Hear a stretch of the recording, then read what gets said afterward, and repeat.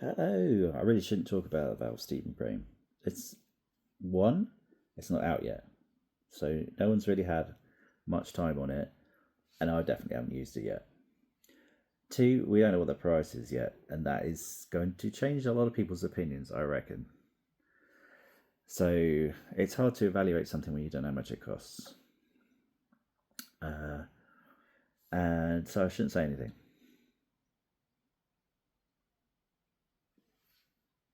Mm, you got to though, haven't you?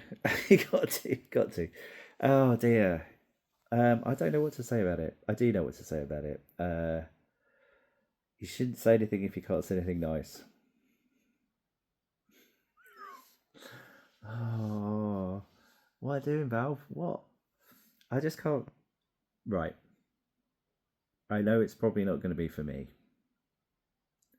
um, because it's not high end enough, and I don't think it's going to be that convenient to use for me because I'm not a Steam Deck person. If you're a Steam Deck person, it might be really good for you because you'd be able to like plug your Steam Deck flat games from the SD card into the. You're going to take off the facial interface and plug your SD card into your Steam Pro. You can remove the facial gasket, right, which is fairly straightforward to do because they've made it magnetic, so it'll probably fall off a lot. But you just simply take off the face gasket and pop your SD card in there, won't you? Yeah, and that'll be fine. Then you can play all your uh, flat games in your VR headset, leaning back against the battery. Yeah, so yeah, it's probably not for me because I don't have a Steam Deck, and I know a lot of people really love the Steam Deck, and it makes it very easy and accessible to play your Steam library. And maybe I should get one and find out what the fuss is about, and perhaps then I'd understand it more. Uh, I just never have really um, gone in much for handhelds, even when I had like a PSP. I never really played it that much because the experience isn't as good, right? So as like playing on a desktop or like playing on a TV. So what makes it so surprising then is that the Steam Deck is also going to be sorry, Steam Frame is also going to be like a fairly compromised way of playing both flat games and VR games. Oh god, because the resolution isn't that good. So I can understand it. Right, perhaps they've tried to build it down to a price, and so they've compromised on things like pass-through cameras not being color, and resolution of the screens and the fact that they're LCD. And I understand that they're probably trying to get down to a price that people will pay, but we've already seen that perhaps even the Quest 3 doesn't reach that level, and at 500 and odd pounds or 400 and odd pounds, that's too high of a price. And I really don't think they'll be able to get it down to that. And that's why it's hard to make any kind of like judgment on it without knowing what the price is going to be. I don't think they're going to take a loss on this because they're not, willing to pee money away like Meta. Oh, so they won't be doing that, or even Sony. So I don't know. I don't think so. I don't think they're going to be taking a loss on the hardware. So I really don't know how it could possibly compete, given that it's got a fairly good processor in it, like a Snapdragon one from like a Galaxy S24 processor in it. I really don't see how it can be in any way less than £500. I can't see that. I think it's going to be more. I think it's going to be more like 800, and I think that's going to be a real hard sell. So that's probably why they haven't made that many. And then that is a real hard sell, given that the screens are going to be equivalent to like Quest 3 screens, which is a couple of years old now. So it's yeah. Oh God. So yeah, okay. So who's it for? Who's the Valve Deca for? Right. Is it to play standalone VR on? Well, I don't know. Not really. Because I don't think you can have any native games at launch. Because apparently they've only just kicked the dev kits out like now, and it's coming soon. Right, they've already built it. I don't know. Usually they kick dev kits out before they make the hardware, so that's weird. It's a different OS, but they do say it's got a lot of compatibility. So maybe it's really easy to port games, and maybe they just work. I don't know, but I don't. And they haven't made any exclusive games themselves. That's been confirmed that they haven't made like a Half-Life Alyx 2 or anything like that for it. So no exclusive games. Don't know how well supported it's going to be at launch because they haven't given any dev kits out yet, or they've only just done that. Anyway, so maybe it's to stream VR from your PC. If you already have a PC, do you not already have a VR headset or a Quest 3? Maybe that's what it's for. And hopefully they've simplified that a lot by putting the dongle in. But that does, if you're using the dongle, then you're in the same room as your PC. So you could be streaming VR from your PC. If you don't already have a VR headset, perhaps that's the key demographic they're looking to capture.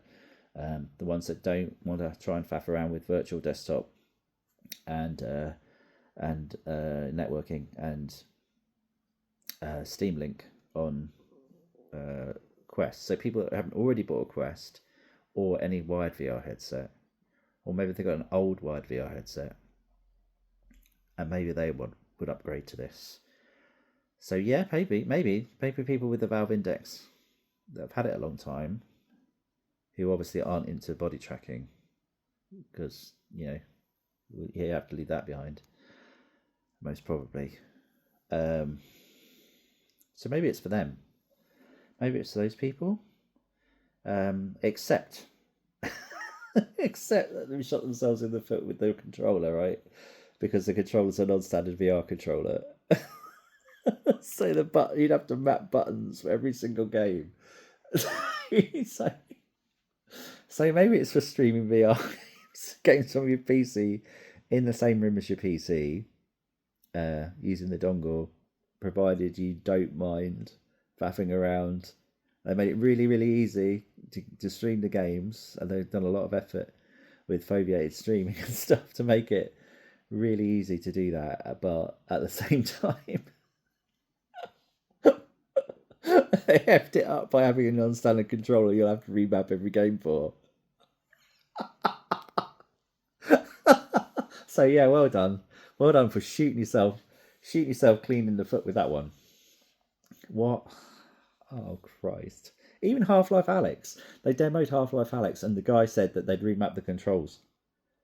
So they had to remap the controls for Half-Life Alyx, their own game. Okay, so maybe it's to play native flat screen games on, which is what we said before, like Steam Deck games for your Steam Deck crowd. Removing the facial interface, relaxing against the sofa with that battery pack on your head there. With the flexible strap, it's definitely.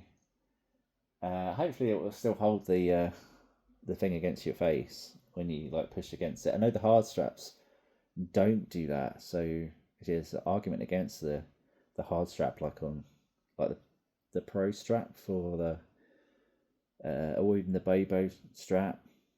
Like you lean back against the sofa and it pulls it off your face. You have to retighten it. So maybe having the soft strap, and maybe that cushion is really good and it won't like dig into your head when you're leaning back on the sofa. Hopefully that's, and I have no idea yet because only people haven't played for it for like 20 minutes, so no one really knows.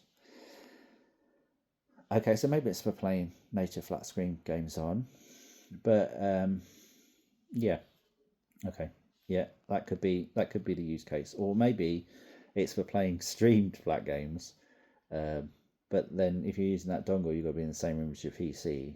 And given that the resolution of the panels isn't that great, wouldn't you be better off just sitting at your PC at that point?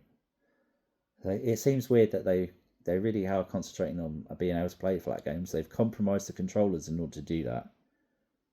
I really don't know how using both triggers is going to be possible. To be honest, with that form factor, I don't know that you're going to comfortably be able to press both triggers.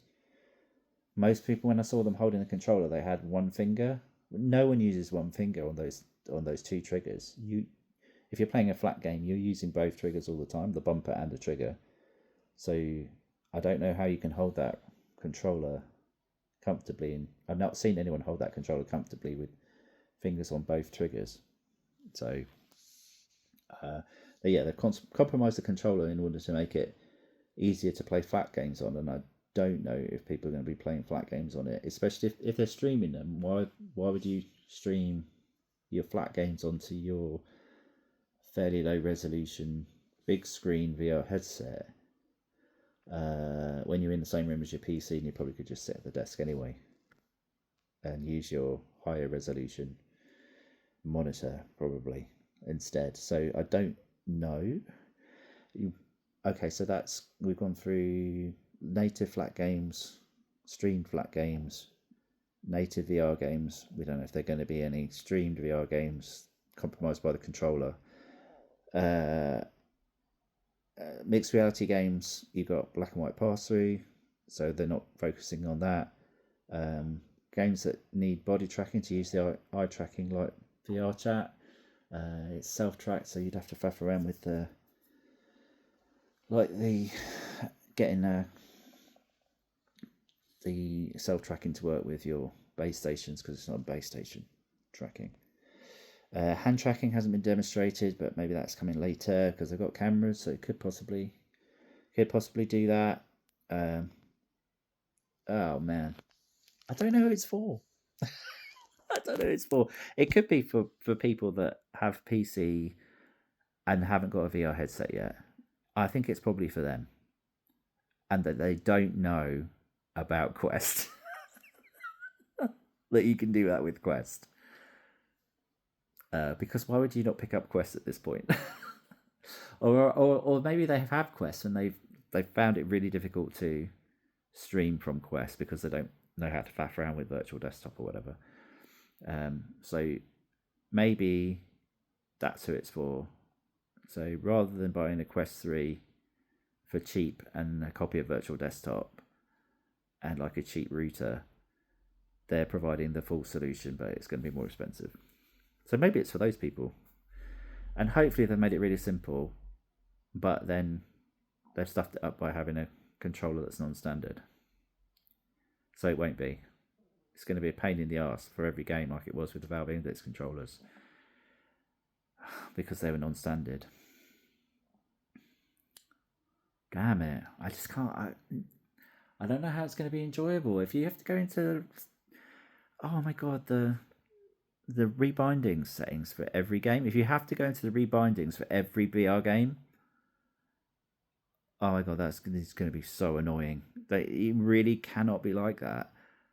I don't know why they haven't just gone, okay, we've got the Steam controller, the new Steam controller for playing your flat games on, and we've just put normal VR controllers in the box with the Steam frame so that you can play your VR games. Because they've really compromised the VR. So maybe they do want people to play flat games on it. Like, they want Steam Deck people to just play their native flat games on it. Maybe that's what they really want. But not in 3D, obviously, because there's nothing built in to immediately make them 3D. So it's not like you're getting like a 3D view. It's not like you're getting reshade, sort of like hardware built in. So I don't know what the unique selling point is for it, and I don't know what that is going to be to justify what is probably going to be a higher price than Quest 3. I don't know how it can not be.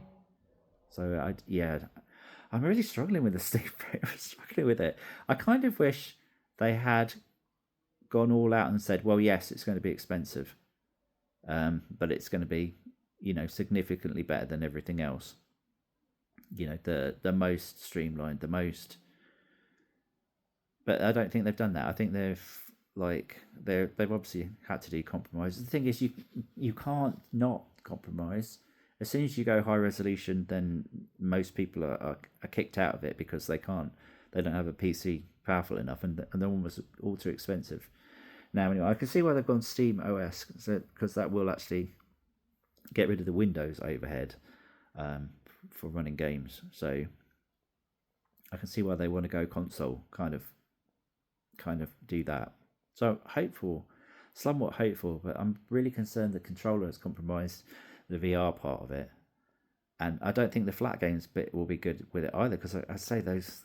Haven't seen anyone hold those controllers with their fingers on both triggers like you would need to play a flat game. I don't know why you won't just pair your Bluetooth controller or your Steam controller to it and use that for flat gaming. I think you'll have a better experience than that. And unfortunately, they've compromised the VR gaming by having that, all the A, B, X, Y buttons on one side. What if you're left-handed? Seriously, I guess that's always the case with controllers. They don't really have many left-handed controllers, do they? But having A, B, X, Y on one side, oh god, no VR games are going to be able to. Or you're just going to have to get used to it being totally different. Deep. Oh, I don't know. I don't know. And we'll wait for it to come out. So just shut up, keep a head down, wait for it to come out, judge it when people have actually reviewed it properly and there's a price. Until then, we should shut up. I'm going to shut up. I'm shutting up about it. Shutting up about it. Say no evil. Say no evil. All right, that's it. I'll catch you in the next one. Bye.